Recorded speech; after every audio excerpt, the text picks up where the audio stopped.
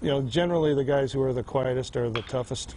The guys that are running their mouth all the time are kind of pretend tough, and Gonzo's the opposite of that. He's tough as nails, and when he speaks, though, these kids will listen. If you want proof, look at the results. Fresno State completed its sweep over Columbia today, 12-3. That's now 5 wins in a row. Julia Lopez joins us now to tell us about the return of Greg Gonzalez. All right, thanks so much, Andrew. Greg Gonzalez spent 3 years as an assistant coach at Skyline College and the last 2 at Santa Clara. He returned to his alma mater in his first year back as an assistant. The former All-American had a great experience as a Diamond Dog when he played here, and he hopes the next group of players will have the same success he did.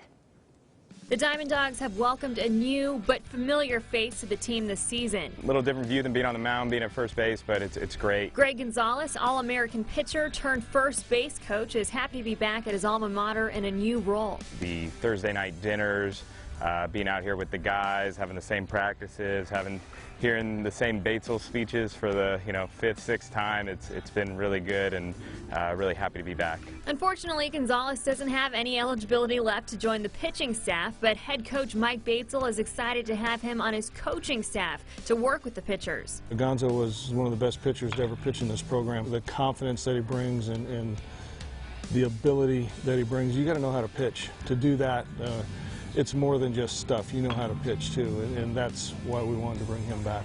Gonzalez had a very successful tenure as a pitcher at Fresno State. In 2 years as a Diamond Dog in 2010 and 2011, he recorded a 19-3 record, was named WAC Pitcher of the Year, earned All-American honors, had a 1.79 ERA during his senior season. Onoya was the last player in the program to throw a no-hitter, but he doesn't take credit for it. Everybody's got to be where they're supposed to be. Coaches got to have guys in the right position. I think the last out of mine was a double play that was a line drive that probably most of the time is a hit, but we had great positioning on it, and made a nice catch and actually turned into a double play. So it was really more of a team no-hitter than anything. His experience as a player under Batesville has really helped with the transition of becoming an assistant alongside him. I know exactly what he expects, and even as a coach, when I'm kind of thinking about, well, what do I want to do here, I kind of think back to my experience as a player and how to gain his trust, and he's the same guy. He respects hardworking people, and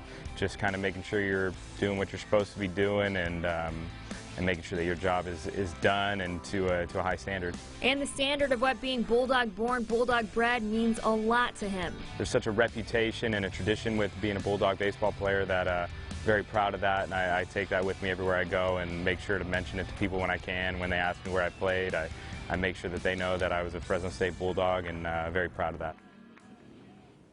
Yeah, a very good addition. And for this year's pitching staff, Gonzalez says they're a really hard-working group, and they've been very receptive to him. That no-hitter was against Hawaii. I believe Colton Wong was on that Hawaii team, and they are the Hawaii Rainbows in baseball. People still think that the Rainbow Warriors, not in baseball, just the Rainbows.